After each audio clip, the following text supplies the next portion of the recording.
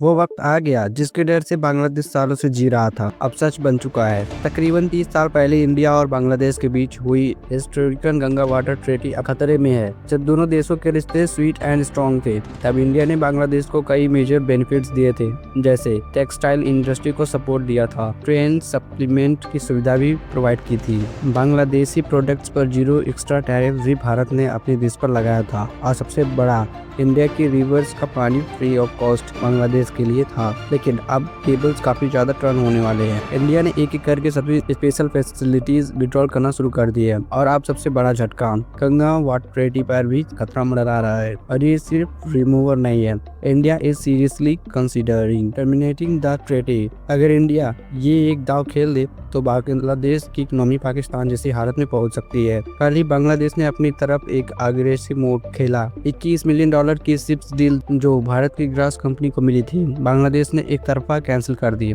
Indian goods पर extra port fees लगा दी, कई प्रोडक्ट्स पर सीधा बैन भी कर दिया। रिस्पॉन्स पे इंडिया ने भी कुछ एक्शन लिया है, बांग्लादेश के सामान पर बैन कर दिया है और लैंड रोड एंट्री सस्पेंड ही कर दी है। यानी अब सिर्फ ट्रेड वार नहीं है, ये एक जियो पॉलिटिकल स्लोडाउन भी स्टार्ट हो चुका है इंडिया और बांग्लादेश के बीच में। इंडिया के पास सबसे बड़ा हथियार किसी मिसाइल या टैंक्स का नाम नहीं है, वो है water power. Ganga river treaty 1996 3 साल के लिए साइन हुई थी, 2026 में रिन्यू होनी है, लेकिन हालात बता रहे हैं this time it might not. कुछ दिन पहले ही 11 मेंबर्स की बांग्लादेश टीम कोलकाता आई थी वाटर ट्रीटी पर नेगोशिएशन करने, पर नतीजा no solution, no agreement, zero output. Bangladesh में पैनिक फैल गया है। उनके water gas climate expert professor एनुना मिशा तक ने कह दिया, India is now using water as a weapon. Exactly वही पैटर्न जो इंडिया को पाकिस्तान के लिए इंडस वाटर ट्रीटी पर अपनाया था।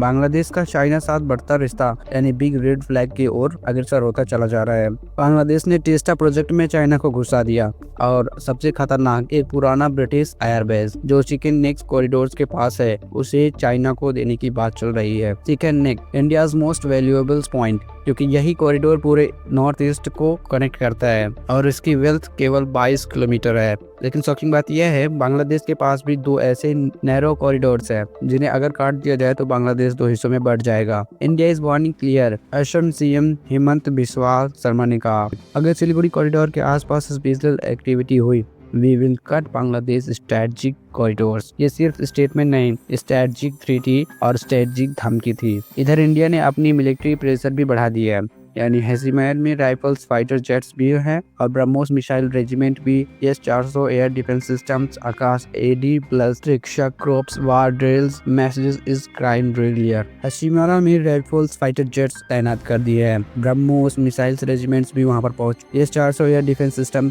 तक को वहां पर तैनात कर दिया गया है। आकाश AD+ rickshaw crops war drills. Message is clear, as India doesn't war, but India doesn't stop back from defending of survive so urgently। और अब आखिरी दाव, जिसके बाद बांग्लादेश की इकोनॉमी पूरी तरीके से कोलैप्स हो सकती है। अगर इंडिया ने पानी रोक दिया, बांग्लादेश एग्रीकल्चर पूरा डिस्ट्रॉय हो जाएगा, रिवर ट्रांसपोर्टेशन एकदम मतलब समझ ले खत्म ही हो जाएगा। और इंडस्ट्री ना भाई जो बोलता है ना, हम तुम्हारे फूड्स पर एक्स्ट्रा टैक्स लगाएंगे ट्रम्प की तरह, साली खत्म ही हो जाओगे पूरा, सब पर सीधा इम्पैक्ट पड़ने वाला है। तो सवाल यही है, should India treatment that Ganga water treaty in 2026? अपनी राय कमेंट में जरूर बताइए। तो सवाल यही है कि जब 2026 में बांग्लादेशी भारत आएंगे गंगा के ट्रीटी वाटर्स को रिन्यू करने 2026 में, तो हम उनके साथ क्या सलूक करेंगे? अपनी राय कमेंट में जरूर बताइए। क्या भारत को इस ट्रीटी को फिर से रिन्यू कर देना चाहिए, या फिर इस ट्रीटी को पूरी तरीके से रद्द कर पानी रोक देना चाहिए? मरे साले। वीडियो अच्छी लगी हो तो लाइक कर देना, सब्सक्राइब कर देना, शेयर फॉलो भी कर दीजिएगा।